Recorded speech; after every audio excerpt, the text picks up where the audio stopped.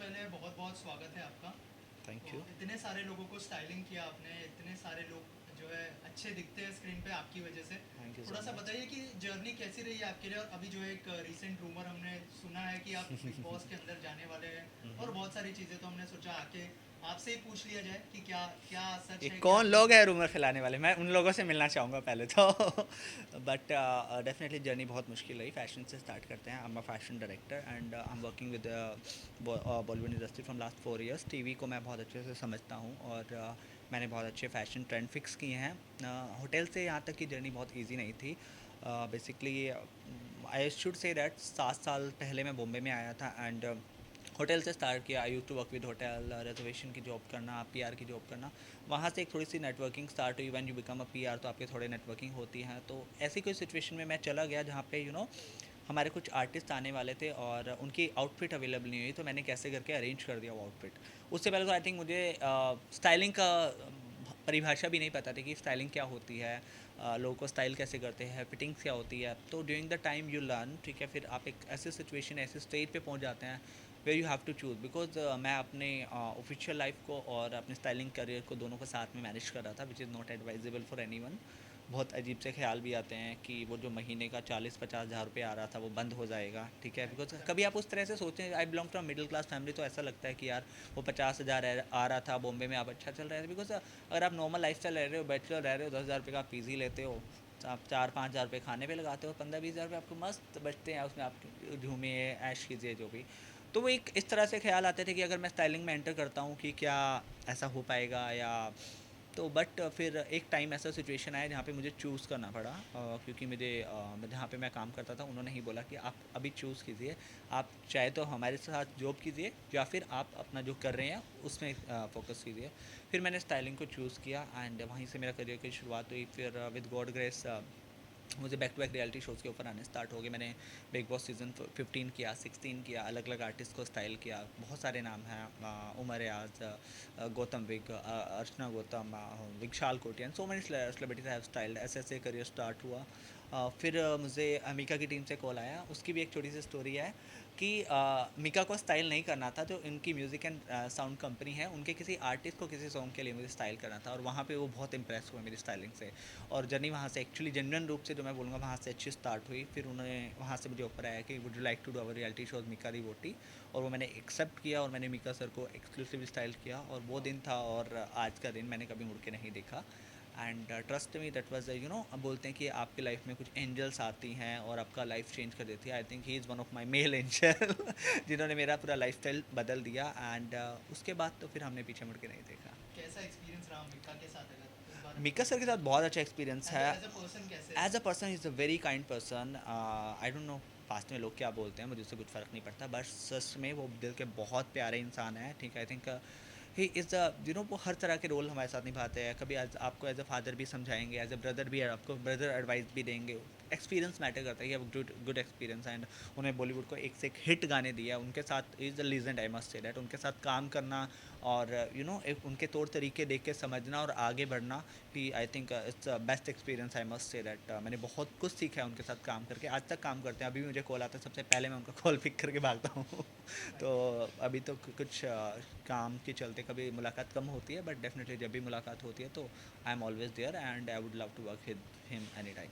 अभी तो जो है आप नोन, बहुत ही नोन जो है फैशन डायरेक्टर है, लेकिन ऐसा ऐसा भी दौर था जब आपने करियर की शुरुआत की होगी। कौन किसी को इंस्पिरेशन मानते हैं मोहित कपूर यार इस मैं इन चीज़ों इंस्पिरेशन में। तो बहुत सारे लोग हैं, आई मस्ट से दैट। मैंने डिस्कवर किया, मैंने रिसर्च किया, बहुत सारी चीज़ें किया, बट आई थिंक जब आप शुरुआत करते हैं तो आपको डिमोटिवेट करने वाले बहुत बहुत आते हैं, बहुत राइट। कल का या लड़का है, ये कुछ नहीं कर पाएगा। हमने बहुत आते हुए देखे हैं, हम तो 10 साल से इंडस्ट्री में हैं, हम ही रूल करेंगे। राइट। इस तरह से इस तरह की वाइब्स होती है। आप एक मुझे एक सिचुएशन बताइए, आपके पास आर्टिस्ट है, आर्टिस्ट आपके साथ शूट करना चाहता है। I am a fashion stylist, I am not a designer, I am not gonna draw and I am gonna make the cloth, ठीक है। मैं कपड़े नहीं बनाता हूँ, मैं सोर्स करके आपको स्टाइल करता हूँ। उस राइट टाइम पे आपके पास आर्टिस्ट है, वेन्यू है, मेकअप आर्टिस्ट है, आपको कपड़े नहीं दे रहे, how you gonna do your shoot. तो राइट। ऐसा टाइम भी हमने फेस किया है, नहीं नहीं तुम नहीं हो, तुम नहीं कर पाओगे, हमारा तो बहुत बड़ा पीआर सेगमेंट है, आपको वहाँ से अप्रूवल लीजिए। ऐसे चैलेंजेस आते हैं, बहुत लोग आपको तोड़ने की कोशिश करते हैं और आप कुछ टाइम के लिए ऐसी सिचुएशन में फंस भी जाते हो। बट आई थिंक वही लाइफ का एक्सपीरियंस होता है, और वहीं पे अगर आप पॉजिटिव हैं तो आप आगे बढ़ते हो डेफिनेटली। बिग बॉस की बात करें, आपने 15 16 17 15 16 को जो है स्टाइल किया, कैसा एक्सपीरियंस रहा? क्योंकि पूरी दुनिया उस चीज़ को देखने वाली है, क्या कुछ नर्वसनेस थी? अगर उस बारे में कुछ सी नर्वसनेस तो डेफिनेटली अभी थोड़ी कम होती है। शुरू में जब आप नए होते हो, फर्स्ट सीज़न की अगर मैं बात करूँ, मेरे लिए 15 was the my first season for big boss, तो उस टाइम पे थोड़ा नर्वस होता ही है। बिकॉज ऐसा नहीं है, आप सब कुछ डेफिनेटली यू आर कॉन्फिडेंट, आपने अच्छे से स्टाइल किया, बट स्क्रीन पे कैसा लग रहा है, एक आर्टिस्ट का स्क्रीन पे अच्छा लगना मैटर करता है, और मेरा काम है बिकॉज लोग बिलीव करते हैं, राइट? आज पूरा भारत या पूरा वर्ल्ड हमें फॉलो करता है बिकॉज हम फैशन ट्रेंड फिक्स करते हैं, राइट? तो आपकी काबिलियत चेक की जाती है, आपको लोग उसी लेवल पे जज करेंगे, राइट? जब वो आर्टिस्ट एक छोटा सा क्रेडिट डालता है ना अपनी आईडी में जाके, स्टाइल्ड बाय मोहित कपूर, 10 लोग आपकी प्रोफाइल विजिट करके चेक करते हैं हु इज़ मोहित कपूर, और वो जो हमारा नीचे का काम होता है वो डिफाइन करता है हमारे फैशन सेंस को, तो वो ऑफकोर्स रिस्पॉन्सिबिलिटी बहुत होती है, बट आई थिंक आपको तजुर्बे से डेफिनेटली आप अच्छा काम करना स्टार्ट कर देते हो जी। मोहित जी, इसके अलावा थोड़ा सा अलग चीज़ जानना चाहूँगा। जो है रिसेंटली आपने एक वीडियो बनाया था जिसके अंदर आपने कहा था कि क्या बिग बॉस के अंदर जाने के लिए कोई कंट्रोवर्सी की ज़रूरत होती है, पॉजिटिव चीज़ों के बारे में बात करनी चाहिए।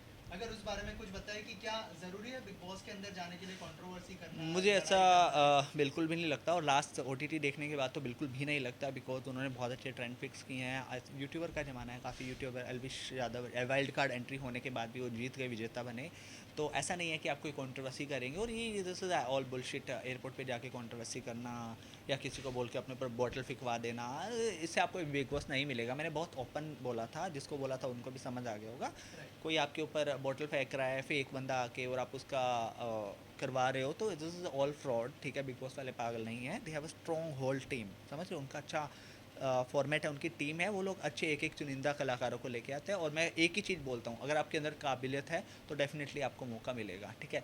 दुनिया से अलग होना अच्छी बात है, बट इसका मतलब ये नहीं कि आप उसके लिए कुछ भी करोगे, समझ रहे हो? अच्छी क्वालिटी दिखाइए अपनी उसके अंदर, कुछ वर्सटैलिटी दिखाइए, बट डजंट मीन कि आप कुछ भी करोगे, कुछ भी करने से कुछ नहीं होता। राइट। ट्रस्ट में।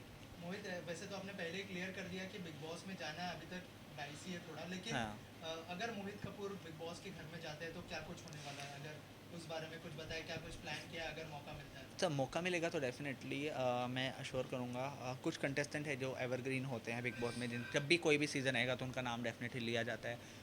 फिर वो डोली बिंद्रा हो, राखी सावंत हो, तो मैं अपना एक अर्चना गौतम का भी लोग बहुत याद करते हैं, ठीक है? तो डेफिनेटली अगर मैं वहाँ पे जाता हूँ और वो उनकी टीम मुझे बुलाती है, तो मैं एक ट्रेडमार्क डेफिनेटली फिक्स करके आऊँगा, और डेफिनेटली जनता मुझे काफ़ी लंबे टाइम तक के लिए याद रखने वाली है। क्या कुछ बातचीत हुई है एंडमॉल टीम से अभी? बातचीत सभी करते हैं, I must say that, try हर एक करते हैं, सभी को जाना है, बिकॉज अच्छा फॉर्मेट है, आपको पर्सनैलिटी को डेवलप भी करते हैं, आप फेमस भी होते हैं, स्टार बनना हर एक को पसंद है।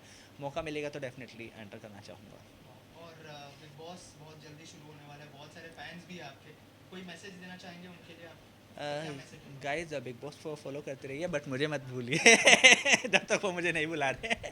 उसके अलावा हमारा जो फैशन वीक अभी प्लान हो रहे हैं, फर्स्ट फैशन वीक हमारा आ रहा है, Moda fashion week by Mohit Kapoor and IBA, हमारे जिन्होंने इंडियन ब्यूटिशियन अवार्ड हैं, जिन्होंने हमारे पावर्ड बाय में है, एंड बहुत ही प्यारा फैशन वीक है, नए स्टैंडर्ड फिक्स करने वाले हैं फैशन वीक को लेके। उसके अलावा we have plan in Dubai, we have plan a fashion week in Dehradun, Bangalore, Sri Lanka में भी हमारे कुछ प्लान्स हैं, तो आप हमारे साथ जुड़े रहिए, फॉलो करते रहिए, एंड आपको डेफिनेटली फैशन के नए स्टैंडर्ड देखने को मिलेंगे।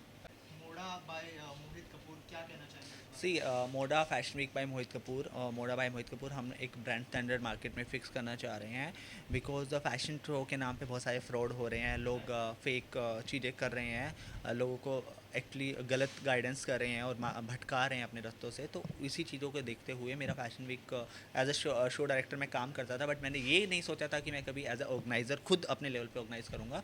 तो but seeing the last 2-3 year experience, मैंने डिसाइड किया कि मैं फ़ैशन के पूरे ट्रेंड चेंज करने वाला हूँ, और with in 3 years am definitely हम एक मार्केट में ऐसा बज क्रिएट करेंगे, ओरा क्रिएट कर देंगे कि हम फैशन के मामले में, फैशन वीक्स के मामले में नंबर 1 पे आना चाहेंगे डेफिनेटली। राइट। और ऐसा कोई सेलिब्रिटी है जो जुड़ते हुए नजर आएगा हमको इस सी मैं जो अभी जज करेंगे और जो डेफिनेटली बहुत सारे सेलिब्रिटीज से बात हो रही है, बट कुछ नाम मैं लूँगा जिनसे हम कनेक्ट होना चाहते हैं डेफिनेटली।